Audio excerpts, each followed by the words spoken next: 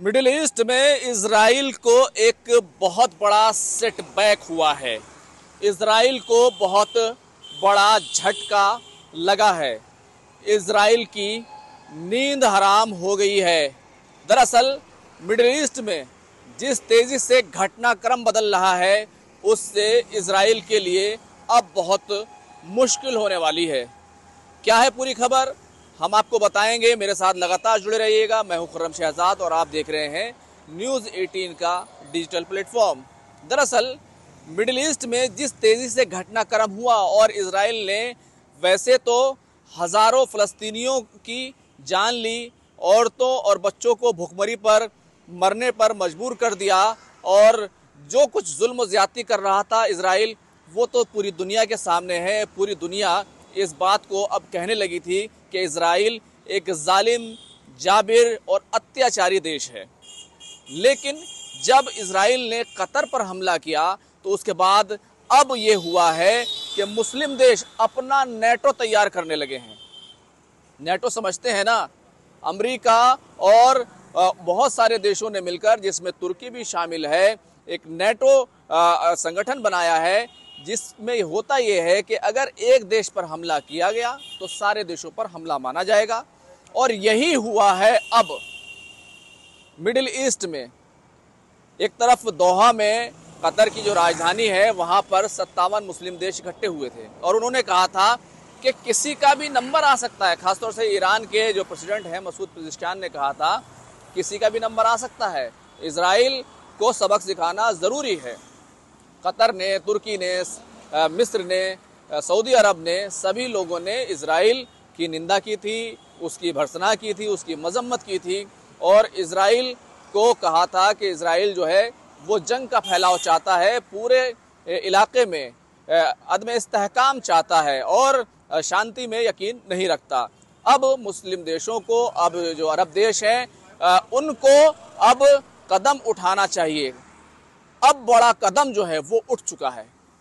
बड़ा कदम ये उठा है कि जहां यह बात तय हुई थी कि मुस्लिम देश जो है वो कदम उठाएंगे, अब कदम उठा लिया गया है। ये कदम उठाया है किसने? सऊदी अरब ने। सऊदी अरब ने न्यूक्लियर देश जो है, न्यूक्लियर पावर का देश, पाकिस्तान के साथ एक नेटो तरह का समझौता किया है। हालांकि पाकिस्तान और सऊदी अरब के जो डिफेंस डील हैं, डिफेंस समझौते हैं, वो कोई नई बात नहीं है। पाकिस्तान हमेशा से सऊदी अरब को डिफेंस के मैदान में सहयोग करता रहा है, उसको कोऑपरेट करता रहा है। लेकिन ये जो समझौता है ये बिल्कुल अलग है। सऊदी अरब और पाकिस्तान ने नेटो बनकर एक तरह की डील की, यानी कि अगर सऊदी अरब पर हमला हुआ तो पाकिस्तान पर हमला माना जाएगा और अगर पाकिस्तान पर हमला हुआ तो सऊदी अरब पर हमला माना जाएगा और दोनों देश मिलकर उस हमला करने वाले देश के खिलाफ खड़े हो जाएंगे। अब इस पूरे मामले में कहना चाहिए कि या तो सऊदी अरब को ये चिंता सता रही है कि दोहा में अगर इजराइल हमला कर सकता है तो रियाज और सऊदी अरब भी दूर नहीं है, पास में ही है। जब मर्जी सऊदी अरब पर भी हमला हो सकता है। अब क्योंकि पाकिस्तान जो है वो लगातार इजराइल को न्यूक्लियर धमकी दे रहा था, न्यूक्लियर पावर होने की बात कर रहा था कि हम जो है न्यूक्लियर जो है बम गिरा देंगे। अब सीधे तौर पर इस पैक्ट से हुआ ये है कि सऊदी अरब भी सीधे तौर पर अब इजराइल को न्यूक्लियर धमकी दे रहा है, परमाणु बम गिराने की धमकी दे रहा है, क्योंकि पाकिस्तान के साथ उसने पैक्ट कर लिया है। तो ये जो पूरा घटनाक्रम जो है अब ये हो गया है। हालांकि ये कोई नई बात नहीं है, हमेशा से सऊदी अरब पाकिस्तान की आर्थिक मदद करता रहा है, उसको $बिलियन देता रहा है। जब भी पाकिस्तान मुसीबत में होता है, उसके प्रधानमंत्री हो, उसके आसिम मुनीर जैसे फौजी जो है जनरल हो, या फिर उसके प्रेसिडेंट हो, या फिर पाकिस्तान के जो राजदूत हैं वो हो, वो जैसे ही कुछ होता है, या उनके वज़ीर ख़ारजा जो विदेश मंत्री हो इसहाक डार, या पुराने विदेश मंत्री खुर्शीद महमूद कसूरी हो, जैसे ही पाकिस्तान मुश्किल में फंसता है, आर्थिक तौर पर उसकी हालत ख़राब होती है, वो फ़ौरन सऊदी अरब जाता है और सऊदी अरब से पैसे मांग कर लाता है। इसी वजह से दुनिया में पाकिस्तान को भिखमंगा कहा जाता है कि हमेशा जो है हाथ फैला रहता है। लेकिन पाकिस्तान के पास एक पावर है कि वो ये है कि वो फौज के मैदान में, डिफेंस के मैदान में एक ताकत है। और कभी पाकिस्तान अमेरिका का बहुत करीबी अलाई हुआ करता था, पार्टनर हुआ करता था। तो पाकिस्तान की जो ISI है, जो गुप्त सूचनाएं हैं, वो भी काफ़ी जो है अहम होती है। तो इस पूरे पैक्ट में अब ये हुआ है कि एक दूसरे के साथ डिफेंस में सहयोग करना है, और अगर किसी देश पर भी हमला हुआ तो दूसरे देश पर हमला माना जाएगा। तो एक तरीके से सऊदी अरब ने अपनी आर्थिक शक्ति, अपने रियाल के जरिए से पाकिस्तान की फौज को खरीद लिया है। पाकिस्तानी फौज जो है अब सऊदी अरब का डिफेंस करेगी। अच्छा, ये क्यों हुआ? हालांकि सऊदी अरब की जो डिफेंस की जिम्मेदारी है वो तो हमेशा से अमेरिका संभालता रहा है। अमेरिका जो है बहुत करीबी उसका दोस्त है, सहयोगी है। ऐसे में अमेरिका के साथ जो है इस पूरे मामले में सऊदी अरब ने डील क्यों नहीं की? या तो हो सकता है कि अमेरिका की डील बहुत महंगी पड़ने वाली हो और अमेरिका करना ना चाहता हो। लेकिन इससे भी बड़ी बात यह है कि कतर को जिस तरीके से अमेरिका ने धोखा दिया, इजराइल के हमले का अमेरिका को पता था, लेकिन अमेरिका ने क्या किया? अमेरिका ने 10 मिनट पहले कतर को बताया। कतर कुछ भी नहीं कर सका। हमले हो गए, धमाके हो गए, मिसाइल गिर गए, हमास के 6 लोग मारे गए, और जो सीज फायर की बातचीत चल रही थी वो उसकी जो है उसको ख़त्म कर दिया गया, उस पर उसको तबाह कर दिया गया। अमेरिका ने नाराज़गी जता दी और कहा हम ये नहीं मानते, ऐसा नहीं होना चाहिए। अपना समर्थन भी जता दिया और इजराइल ने हमले भी कर लिए।